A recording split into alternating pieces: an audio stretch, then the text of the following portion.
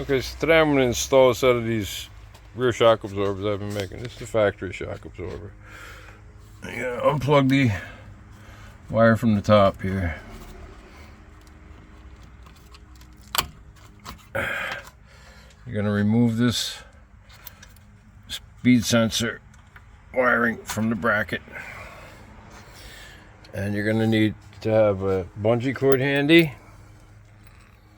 Okay. An 18mm socket and ratchet. A 24mm wrench. A T50 socket. A 10mm socket. A 15mm socket. The 18mm wrench is just a standby. This is 18 as well.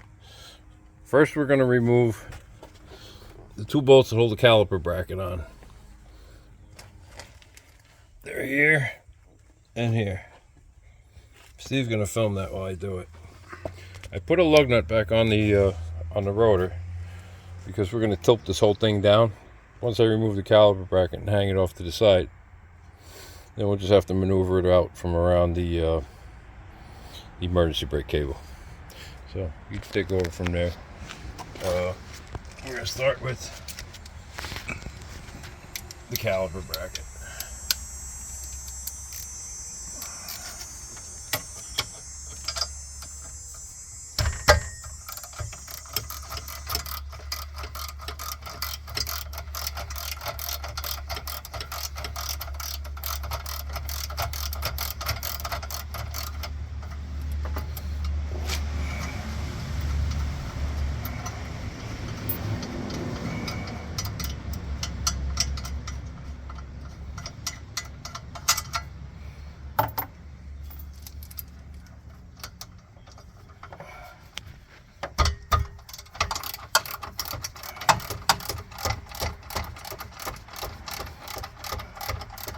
Notice we've got the jack underneath the center of the lower control arm to take the tension off the spring.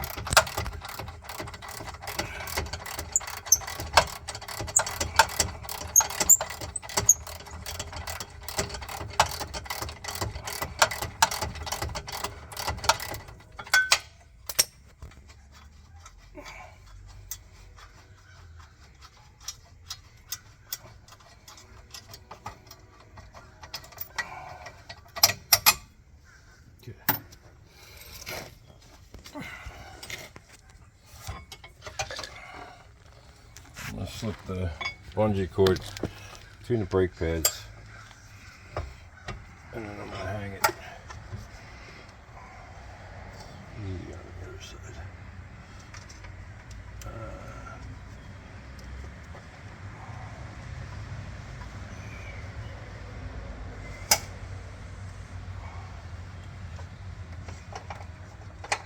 Behind the brake line, I guess.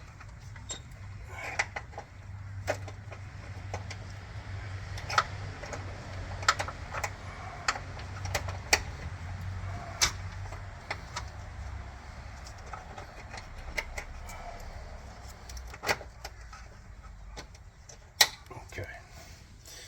Now up in here, we're going to need that T50. I'm going to put the wrench on first. And then this is kind of a squeeze to get it in there, but you got to make sure it's in there straight. Otherwise, and these are original shocks, by the way. So,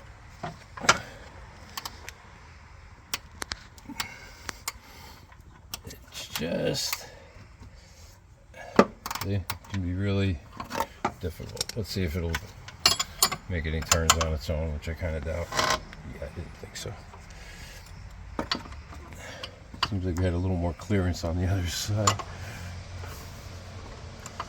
And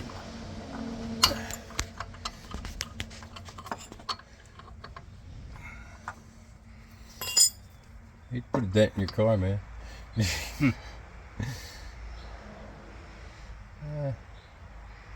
A good pair of ice grips to hold that with.